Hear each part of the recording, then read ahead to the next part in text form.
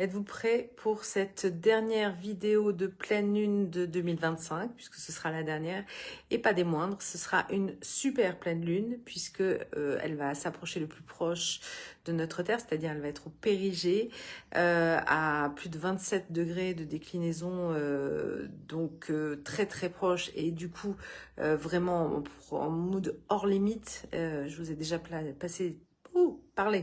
des planètes hors limite. Ça, c'est intéressant avec une pleine lune en Gémeaux quand même, parce que je bug déjà, donc ça commence mal. Une pleine lune hors limite, ça veut dire qu'elle a un fonctionnement déjà hors norme. Donc, on a un contexte là déjà qui est en train de se mettre en place dans cette super pleine lune en Gémeaux. Le Gémeaux, c'est la parole, c'est la communication, c'est la manière de s'exprimer. Donc, vous voyez, déjà, j'ai commencé à bugger par rapport à ça. Et on va voir ce que ça met à l'honneur durant cette super pleine lune. Alors, juste avant, une petite précision, parce que dans cette nuit, justement, entre le 3 et le 4, cette lune va rencontrer les Pléiades. Les Pléiades, c'est un groupe d'étoiles, de 16 étoiles. Et dans la mythologie, les Pléiades, en fait, se sont incarnées en tant qu'étoiles parce qu'elles étaient tellement belles que Orion les poursuivait et que Zeus les a transformées en colombes et que ces colombes sont matérialisées sous forme d'étoiles. Donc ce groupe d'étoiles que l'on peut pas manquer quand on regarde le ciel, ce sont les Pléiades, et les Pléiades symbolisent en fait à la fois une unité perdue et en même temps une volonté de réunir à nouveau quelque chose qui a été perdu. Et la rencontre entre la lune, qui est quasi pleine, puisqu'elle sera pleine que dans la nuit de demain soir, c'est-à-dire la nuit du 4 au 5, qui rencontre les Pléiades juste avant cette pleine lune, elle a une symbolique parce que justement ça vient nous parler d'une unité qui est perdue, qui veut se retrouver, qui veut aller chercher en tout cas à ressouder, à refonder quelque chose de l'ordre de l'unité.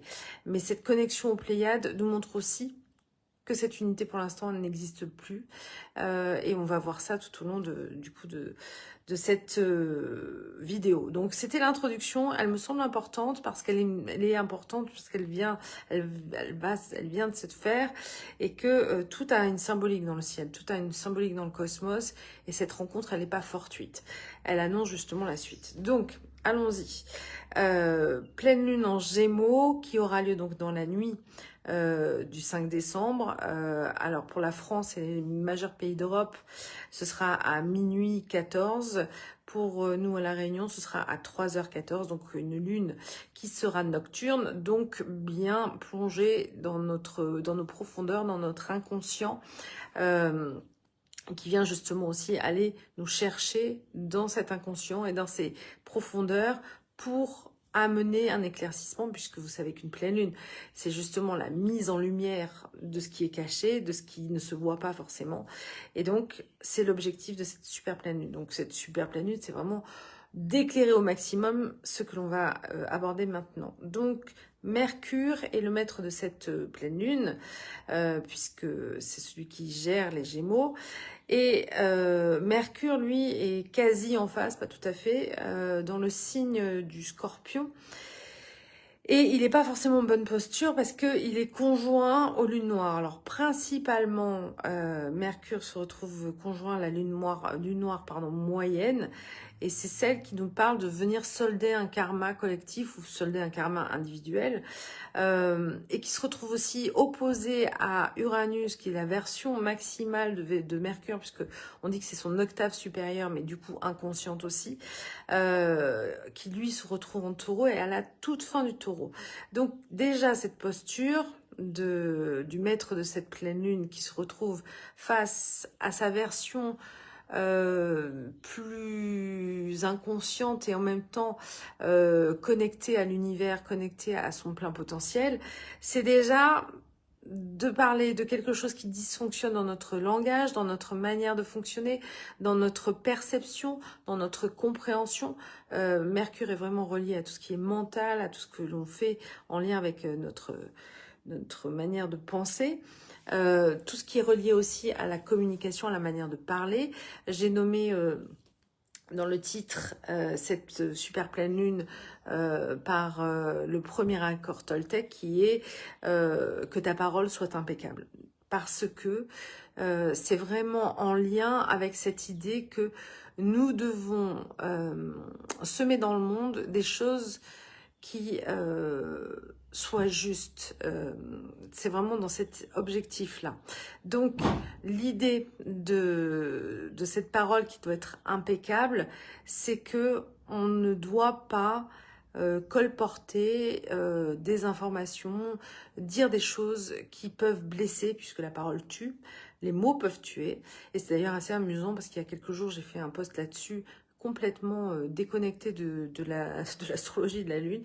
Et finalement, je m'aperçois qu'en fait, c'était complètement dans l'énergie de cette super pleine Lune et que donc elle est arrivée spontanément à moi dans ces messages-là. Donc il y a l'idée que notre parole, notre mode de pensée probablement dysfonctionne parce que un Mercure en Scorpion, il vient dans cette énergie scorpionesque qui est d'être connecté soit à ce qui ne fonctionne pas, soit à ce qui ne va pas bien, qui vient aussi rechercher dans sa manière de communiquer ou de penser ce qui est enfoui, ce qui est caché, ce qui est secret, ce qui est aussi connecté à l'ombre. Or, la lune noire à côté vient amplifier ce problème-là, ou cette manière de recevoir les informations. Et forcément, à la base, si je suis dans un truc très béaba, Mercure Scorpion, c'est je dis du mal, je fais, je pense à des choses pas forcément positives. C'est ce que je peux qualifier par exemple de langue de vipère. Et là, c'est amplifié en plus avec la présence de la lune noire juste à côté. Sauf qu'en face, Uranus, lui, il a un objectif, c'est d'essayer de nous faire comprendre que le verbe est créateur, parce que lui, il est relié à l'inconscient, il est relié au cosmos, et il est à la toute fin du taureau, donc il essaye en fait aussi de nous montrer que ce que l'on crée sur Terre, finalement, vient aussi de notre mode de pensée, de notre mode de communiquer, de notre manière d'agir en lien avec cela aussi. Donc forcément, il y a quelque chose qui nous est demandé d'être compris et remis à l'équilibre en fait. C'est ça l'objectif, là, la première chose. Donc ça, c'est déjà le tout premier message de cette pleine lune en Gémeaux, parce que la Lune a envie d'éclairer cet aspect-là. La Lune veut nous expliquer que nous ne pensons pas forcément dans les meilleures possibilités que l'on a. Et donc, elle vient aussi nous parler de ça. Quand je parlais tout à l'heure des Pléiades et de cette unité perdue, ça vient aussi de ça, ça vient aussi de nos croyances, de notre mode de pensée ou de notre mode de communication. Il faut voir comment les relations actuelles sont quand même assez déprimantes. Nous sommes dans un monde où quand on n'est pas d'accord, on se ghost, c'est terrible, je trouve que ça ne donne pas un droit de réponse à qui que ce soit. C'est je te jette, je te prends, je te jette, la parole n'est pas respectée. L'investissement psychologique de l'autre, l'investissement d'un travail quel qu'il soit, etc., n'est pas apprécié à sa juste valeur. Enfin, tout ce mode de fonctionnement qui, à mon sens, malheureusement, n'est pas en voie de s'améliorer, nous montre en fait toute notre problématique à réfléchir aux conséquences de nos actes aussi. C'est aussi ça l'idée là dans ce Mercure en Scorpion, c'est de nous montrer aussi les conséquences que nos actes et nos paroles peuvent avoir pour soi et pour les autres. Parce qu'évidemment, quand il y a un impact sur l'autre, ça nous revient d'une manière ou d'une autre, énergétiquement, ça nous revient. Donc ça, c'est la base de cette histoire de pleine lune, et de comprendre que nos croyances, nos pensées, notre mode d'action et de manière de mettre en place nos actions par notre manière de penser dysfonctionne fortement. Dans la foulée, si on continue les planètes juste à côté donc de ce Mercure conjoint à la lune noire moyenne, on a juste à côté les autres lunes noires, c'est-à-dire la lune noire corrigée et la lune noire vraie, qui elles sont conjointes à Vénus, mais qui ont changé de signe puisqu'elles se positionnent dans le signe du Sagittaire où se positionne actuellement justement le Soleil. Vous savez qu'une pleine lune, c'est une opposition entre le Soleil et la Lune. Donc le Soleil, il est en Sagittaire, il est dans un signe qui parle de leadership, qui parle de volonté, de mettre en place aussi des choses pour guider, pour aider les autres. C'est un signe joyeux à la base, le Sagittaire, puisqu'il est aussi relié à Jupiter. Donc il y a une envie d'amener les gens ou soi-même quelque part à travers des compréhensions, à travers aussi nos croyances, parce que c'est aussi assez spirituel, hein, le Sagittaire. Sauf que Vénus, qui est en chute dans ce signe-là, elle est accompagnée des deux lunes noires, donc d'entrée de jeu, elle nous plombe l'ambiance et ses émotions, parce que l'amour, le plaisir, la joie conjoint à deux lunes noires, forcément, ça fonctionne plus très bien. En chute dans ce signe, ça veut dire que Vénus ne se sent pas entendue, aimée, respectée, et qu'au contraire, il y a une résurgence de peurs qui sont là et qui viennent aussi quelque part entacher le soleil qui est à côté. Parce que là, quelque part, il y a des problématiques qui sont posées sur la notion de l'amour, de la bienveillance, et les lunes noires, clairement. La lune noire vraie, qui est juste à côté, elle est rétrograde en plus. Donc elle parle d'une réalité intérieure sur l'amour. Qu'est-ce que c'est l'amour pour soi? Qu'est-ce qu'on vient de voir sur l'amour, sur notre manière de le transmettre, sur notre manière de le partager avec les autres? Est-ce que l'on a de l'amour pour soi aussi? Ça, c'est la première question que cette lune noire nous pose en Sagittaire. La lune noire, mince alors, à côté, dont je viens de zapper le nom, mais peu importe, la dernière, elle vient corriger, voilà, ça y est, je viens de récupérer, décidément, ça me joue des tours, moi, la lune noire, même pas la lune noire, la lune en Gémeaux, elle me joue des tours dans ma pensée. Donc la lune noire corrigée, elle est dans la quête d'un idéal. Donc on voit bien que notre idéal aujourd'hui, soit on a du mal à se dire qu'on va pouvoir expérimenter un plaisir quelconque ou une manière de pouvoir vivre peut-être pleinement sa vie telle qu'on l'aimerait, d'atteindre des idéaux, puisqu'il y a aussi cette idée-là. Mais en même temps, il y a peut-être une perte d'amour et de confiance en soi qui peut être reliée justement aussi à ce que nous montre le soleil en Sagittaire juste à côté. Donc il y a cette problématique qui donc est en miroir avec la lune, puisque le soleil se reflète dans la lune. C'est ça en fait.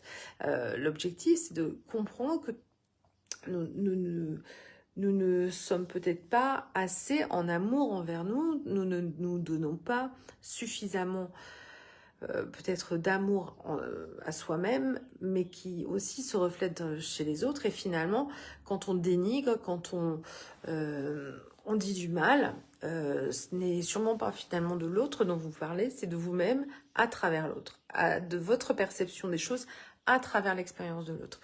Donc quand vous critiquez, quand vous êtes dans une démarche en tout cas plutôt négative vis-à-vis de l'autre, c'est toujours finalement vous qui recevez cette décharge négative. Donc forcément, il y a quelque chose qu'il faut aller intégrer là-dedans. Ensuite, on a un grand carré, c'est-à-dire qu'en fait, tous les intermédiaires, là, les protagonistes vont être tous en carré les uns avec les autres. Et là, on a un grand carré lune-soleil et nœud lunaire. Les nœuds lunaires, l'axe des nœuds, c'est la direction que l'on prend. C'est la direction vers laquelle on veut aller. Le nœud nord, lui, il se situe actuellement en poisson. Donc il est à 13 degrés du poisson, comme la lune, comme le soleil sont à chacun à 13 degrés de leur signe respectif. Et du coup, ils sont dans un grand carré parfait, où chacun se pose la question de comment on avance en fait, comment on va dans la direction de ce nœud nord en poisson. Le nœud nord en poisson, c'est un idéal, c'est un but à atteindre, c'est une envie de croire aussi dans tous les possibles. Il y a vraiment cette idée de pouvoir se connecter aussi à l'ensemble de l'invisible, à sa perception intuitive. Il y a cette volonté-là, sauf que la lune en Gémeaux, elle questionne ça en tout cas. Est-ce que nos croyances, est-ce que notre manière de communiquer peut nous permettre d'accéder à cette vision possible, d'un idéal, ou au contraire, nos croyances viennent impacter le fait que ça ne semble pas possible, notre mode de pensée peut-être trop attaché à un cartésianisme, par exemple, parce qu'il ne faut pas oublier que Mercure reste assez cartésien dans son fonctionnement aussi. Tout ça vient nous questionner justement sur notre quête d'idéal, sur notre fonctionnement. Ce grand carré parle aussi d'une problématique d'évolution parce qu'il ne se situe donc que sur des signes mutables. Et les signes mutables, c'est ceux qui permettent d'interagir pour faire évoluer les choses. Donc là, cette problématique, elle est justement évocatrice de notre évolution, comment notre évolution se met en place ou fonctionne, parce que là, a priori, elle ne fonctionne pas, justement, ou elle ne fonctionne pas dans l'idéal, en tout cas. Donc ensuite, on va enchaîner avec, par contre, un grand trigone d'eau. Là, c'est plutôt un aspect positif. Les carrés sont des aspects de tension. Les aspects de trigone sont des aspects positifs. On a un grand trigone d'eau, c'est-à-dire, en fait, sur les planètes qui se situent dans les signes d'eau. À savoir, donc, Mercure, on vient de le dire, est dans un signe du Scorpion. Donc, le Scorpion est un signe d'eau. Alors c'est vrai que on vient de voir que Mercure réveille des choses un peu boueuses, mais il se situe lui en trigone avec Jupiter qui se situe en Cancer. Donc il y a l'idée qu'en fait s'il réveille ces pensées boueuses, ces messages pas très agréables, il le fait aussi dans l'idée que s'il éveille en nous autant d'émotions, autant de perceptions aussi, puisque Jupiter en Cancer vient nous parler de ça, en fait, hein, d'amplifier nos émotions, d'amplifier nos perceptions. C'est aussi, encore une fois, en lien avec le dernier trigone, qui est celui de Saturne et de Neptune qui sont en Poisson, donc pas très loin de notre nœud nord dont on vient de parler, dans l'objectif de remettre à la fois du divin, à la fois du sacré, à la fois une certaine droiture dans notre mode d'action, parce que Saturne, je vous l'ai à plusieurs dans les vidéos précédentes répété, Saturne Poisson, c'est venir s'aligner avec le divin, venir s'aligner avec notre âme, venir s'aligner avec notre rôle aussi dans notre incarnation. Et Neptune ouvre aussi ce potentiel, puisqu'il est chez lui en Poisson, à cet accès en fait. Donc il y a cette volonté, à travers le fait de nous révéler avec Mercure en Scorpion, que nos émotions, Saturne en Cancer, viennent nous parler de ce qui dysfonctionne potentiellement pour qu'on accède à cette droiture et cette rigueur intérieure aussi, cet alignement intérieur. Ça, c'est aussi très important. Le seul aspect, parce que j'en ai finalement très peu parlé, la Lune, en dehors du carré qu'elle forme avec les nœuds, le seul aspect en dehors de ça, et qui est positif pour le coup, qui est formé par la Lune, c'est un trigone avec Pallas Athéna, qui, elle, se situe en Verseau. Donc, pour moi, elle a comme vertu, cette lune, de vouloir aussi nous libérer, puisque Pallas en Verseau, c'est vouloir nous libérer de ce qui ne fonctionne pas pour nous, pour être pleinement nous. Et Pallas, certes, c'est une guerrière, mais elle fait toujours la guerre pour obtenir la paix. Contrairement à Mars, qui lui fait la guerre parce que ça lui plaît de faire la guerre. Donc, quand Pallas se met en guerre, et donc là, dans le cadre de son action en Verseau, elle se met en guerre pour notre liberté intérieure. Elle se met en guerre pour que l'on puisse s'apaiser après. Encore une fois, tout ce que je dis fonctionne autant sur la version personnelle des choses que sur la version collective. Donc l'idée de cette pleine lune, de cette super pleine lune, c'est de nous rappeler que on doit aussi se libérer de ce qui ne fonctionne pas pour nous, pour rester justement dans cet alignement intérieur que l'on questionne là depuis tout à l'heure. Dernière chose en astrologie lunaire, comme vous le savez, je suis fan et je développe ce type d'astrologie qui n'a rien à voir avec les étapes de la Lune, encore une fois. Hein. L'astrologie lunaire, c'est de revisiter le thème en cadre avec les demeures lunaires et les maisons lunaires. Donc, c'est-à-dire qu'on voit l'ensemble des planètes. Ce n'est pas que la Lune qui est concernée par l'astrologie lunaire. Donc la Lune, elle, dans le cadre de l'astrologie lunaire, va se situer dans la demeure 6, et la demeure 6 est reliée à Vénus. Donc clairement, le message sous-jacent de cette pleine Lune, c'est où est l'amour? Comment on vit l'amour en fait? Est-ce que du coup, puisque on est dans un amour intellectualisé, puisque on reste dans une pleine Lune en Gémeaux, est-ce que l'on peut trouver l'amour à travers notre intellect ou est-ce qu'on peut trouver l'amour plutôt à travers notre cœur? Donc ça, c'est le lien de cette pleine lune, c'est de chercher l'amour, c'est d'avoir cette quête. Soleil et Vénus qui se situent donc en face, à l'opposé de la lune, sont eux dans la demeure 20. Ainsi que la lune noire vraie et la lune noire corrigée d'ailleurs. Et donc la demeure 20, elle est également, puisqu'elles sont en mode miroir, en lien avec Vénus. Donc Vénus, elle est chez elle, le soleil et les lunes noires à côté viennent questionner justement cette quête de l'amour. N'oublions pas qu'elle est en Sagittaire, Vénus, que je vous ai dit qu'elle était en chute à cet endroit-là. Donc Vénus, elle est dans cette impossibilité d'exprimer l'amour pleinement. Elle n'a pas la faculté de pouvoir le faire tel qu'elle le souhaiterait en tout cas, mais elle a aussi le potentiel, puisqu'elle est proche du soleil, de retrouver à travers ça et cette quête de lumière, ou de trouver une possibilité de trouver une voie. En tout cas, elle cherche à trouver une voie, même si elle n'est évidemment pas au meilleur endroit pour le faire. Mais bien sûr, les planètes continuent d'évoluer, donc ça c'est un point particulier au moment de la pleine lune. Mais après, elle évoluera par la suite.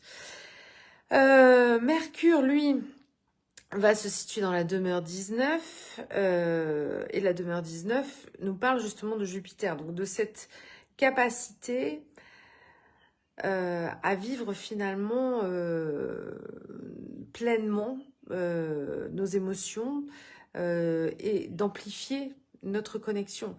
Parce que finalement, si Mercure nous montre ce qui nous dysfonctionne dans notre manière de penser ou de nous exprimer, c'est aussi peut-être, alors ça peut se faire à travers nos émotions, ça peut se faire aussi à travers ce que l'on perçoit de l'invisible, mais c'est aussi en nous reliant à l'invisible, en nous reliant à notre intuition et à notre connexion intuitive, que l'on peut retrouver une justesse et que l'on peut retrouver une certaine vérité qui ne fonctionne pas avec notre tête.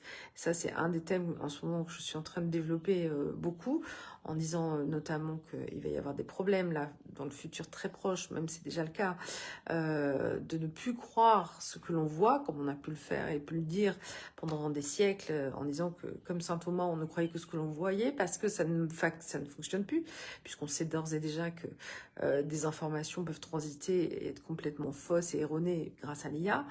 Et j'ai à maintes reprises, là dernièrement, répété que seuls les intuitifs allaient pouvoir s'en sortir. Et je pense que c'est ce que dit Mercure à travers aussi sa position, c'est que là, le mental est malmené, le mental est mis à mal parce qu'on le dupe aussi à travers de fausses croyances et de fausses manières de faire.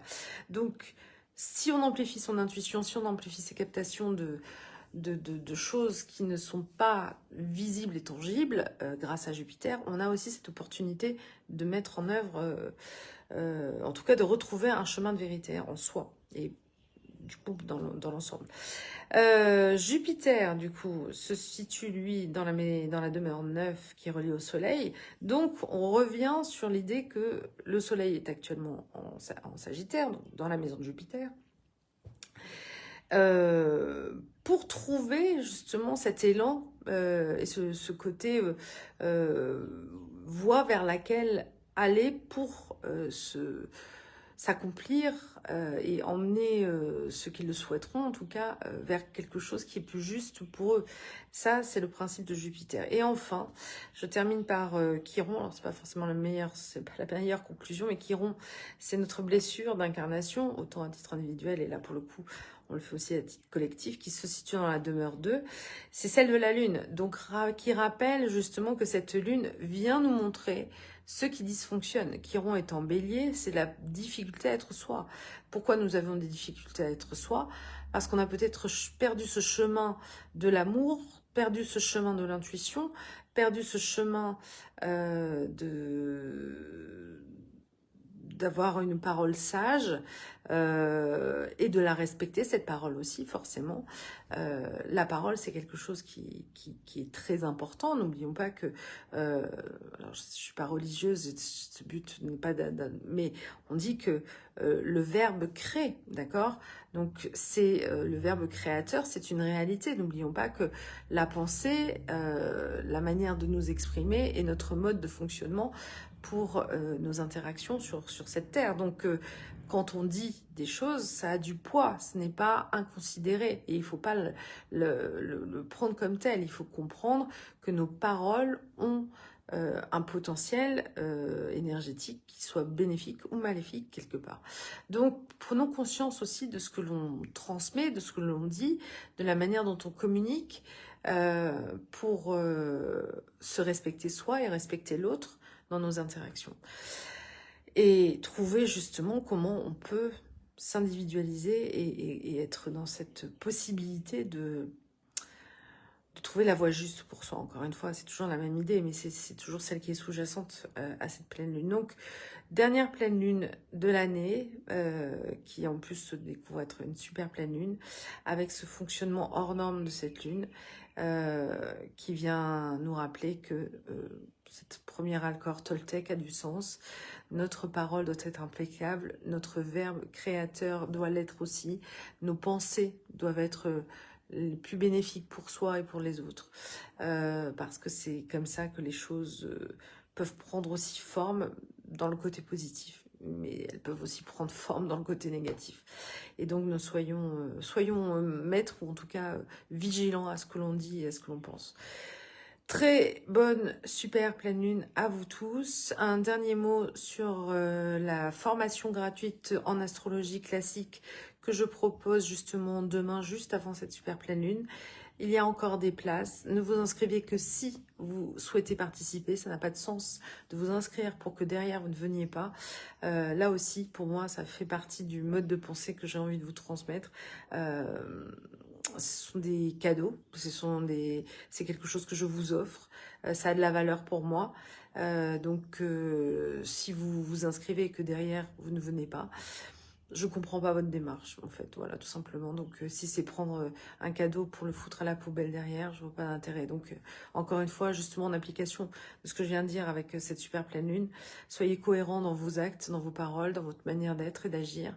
Et je vous invite donc, avec grande joie et plaisir, je vous mettrai le lien là-dessous, si l'astrologie vous intéresse. Si vous avez envie de participer à cette soirée qui a lieu à 18h pour la France et l'Europe et à 21h pour la Réunion, vous êtes les bienvenus. Voilà, donc très bonne fin de journée, très bonne pleine lune à vous et on se retrouve prochainement. À bientôt.